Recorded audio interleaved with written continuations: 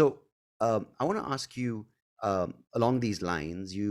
Of course, we've identified personality as a very sort of innate part of the human being, and as a result, with a few other people and ingredients, you kind of then develop a character. Then, as a result, that shapes the belief system, and then as a result, you have these things creating an attitude that you face the world with. Um, how important is it for the first three elements? I mean, the first we can say is you. It's uniquely you. You're born with this, with your genes or with your genetic messaging. But the second two, which is your character and your belief system, how important is it for those two things to a should it be static, or is it okay for it to constantly change? Um, does that make sense? That question? Oh, of course. That is a beautiful question. Yeah, I think you don't stop working on the quality of your character and your belief system until you pop off the planet. I mean, we all have an incredible amount of work to do in terms of character development. So, for example, people talk about becoming enlightened, right? And Mm, I love that idea of becoming enlightened. And because my name of my company is Vibrant mm, Coaching, Consulting, and Recruiting. And so I was given that word. I can tell you that story if you want to hear that. But um, that means that from within, I have lit up my interior. mm, Okay. And so that means that I have taken a really good good look in the mirror and inside my soul and said, okay, what is going on with Nicole Greer? So when I think about that, there's a couple things that people can do to look at the quality of their character. One is I work with an assessment, a whole series of training around this thing called the tilt. mm. And so I'll explain the tilt to you just real quickly because it's really amazing. Yeah, So please do. it's Yeah. okay. It's a round model, right? So envision a circle in your mind. And in that model, it says that there are four meta factors. So there's four things that Nicole Greer can concentrate on to become better. So the first thing I want to think about is how I use my head and wisdom. So I want to be a wise woman, right? So wisdom grounds you and creates a foundation for with which you move in the world, right? So there are three main core leadership strengths down there, and so you kind of live where you're trying to develop your wisdom, and that's one way of thinking. So Mm, we were talking about how you get your belief system in place. So I believe that I should look at what other wise people have done in this world and outcomes they have gotten because of their attitude, because of their behavior, their action, their philosophy. And I look at those people and I say, oh, that's a very good way to move in the world. mm, Hmm, I think I'll try those on. So it's really about architecture of a philosophy, right? So putting a solid foundation in place based on what you see works in this world. And then also having proper perspective, right? So looking at things again, I turn the mirror inward, I do reflection, I look out in the world and I see what's going on. So I put a firm foundation in place. So I use my head and I use wisdom. So I have to be a scholar. Okay. Now that's one type of thinking. Now there's another type of thinking. It's at the top of the model. And at the top of the model, that kind of thinking is called resilience thinking. And so things are ever changing, right? So think, today is going to be different than yesterday, and today will be different from tomorrow. And that's how that works. The world is evolving and moving. And so I have to have one foot firmly planted on the bottom of the model in wisdom, but I have another foot at the top of the model where I am seriously resilient, right? So I am a visionary, I am open minded, and I'm an inventor. So I want to invent a new way. I want to have a vision of where I'm supposed to go. Because again, I'm not a mistake. I was put on the planet for a reason. And I better figure out what my mission and my vision are. So I look at how other people have been successful, but then I know that I'm here for a new purpose. So it's a balance. That's why it's called the tilt. You want to balance between this wisdom and this resilience. And resilience is really spirit. right? I'm mm, spirited about things. So that kind of goes back to the attitude we've been talking about, right? So it's kind of like, okay, I've been looking at all these people in history. I've been looking at the people that do the work that I do. And here's what makes them successful. Check, check, check, check. Okay, now what am I going to do? So with a spirited enthusiasm, I look to the future and I say, what kind of business am I going to build? Who are the people I want to help? What's my mission? So I balance between that. And that is a thinking style as well. And so mm, you think with your spirit and you think with your head. All right. So it's the balance between these two. Now, on the left and the right side of the model, we have two feeling styles. And feeling is very closely related to attitude, right? Because mm, earlier I said, sometimes you have a bad moment, you have a bad day, and that's because you're hungry, angry, lonely, or tired, right? mm, So when your humanity is worn down, you're going to have a bad day. Now, once you've gotten yourself energized again, and I'd love to talk about the energies. I got 6 energies if you want to talk about that. But you sure, have do two it. Yeah. feeling styles. And one feeling style is humanity and heart. And so with my heart, I feel for the world, right? So while I've got a solid foundation, a philosophy I'm cooking up, a belief system I'm cooking up, I'm using my spirit to test it and to try it out in the world and to go out and, be a visionary. At the same time, I balance it with like, who am I going to help? Who needs me? I mean, again, I'm not a mistake. What's my purpose? And so I balance it with this humanity or heart feeling. So this allows me to be empathetic, compassionate.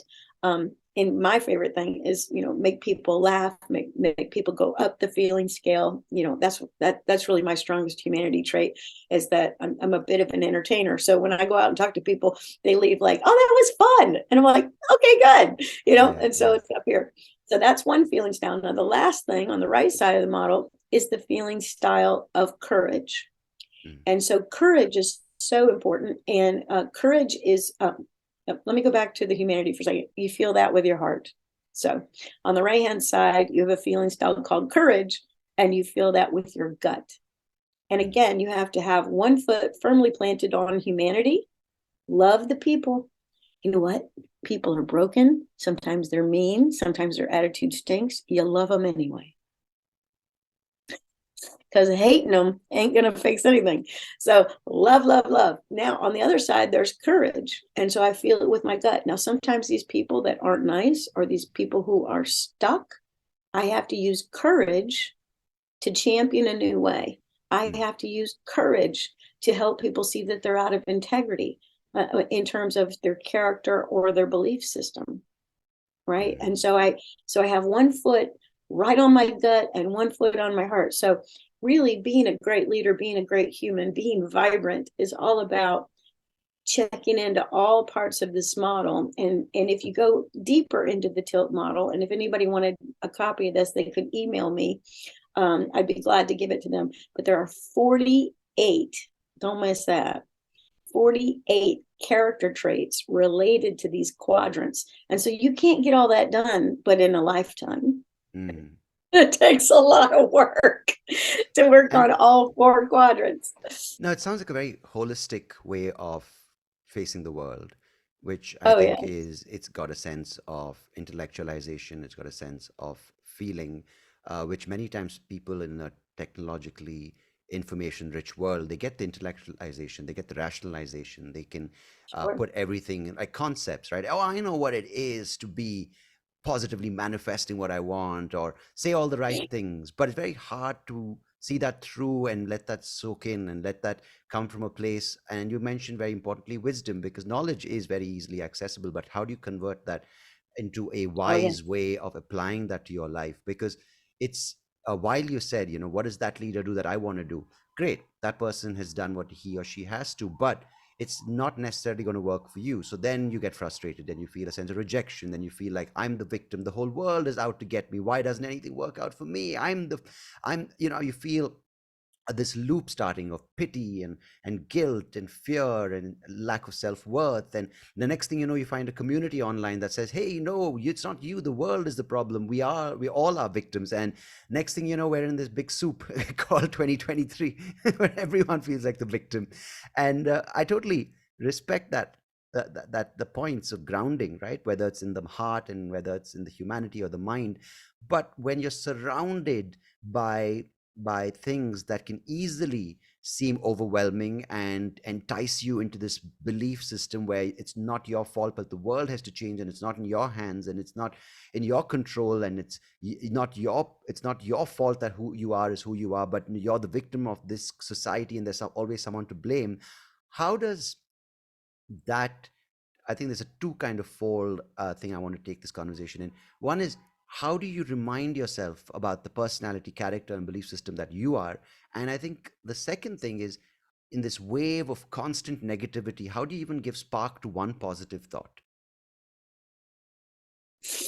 Yeah. So the way that I keep it in front of me is that I have a very beautiful morning practice. Mm, So I'll share with you. I get up very, very early. So mm, even though you and I are like seriously different time zones, I emailed you like, I don't know what, 2 hours ago or something, and mm, said, I'll see you on the podcast.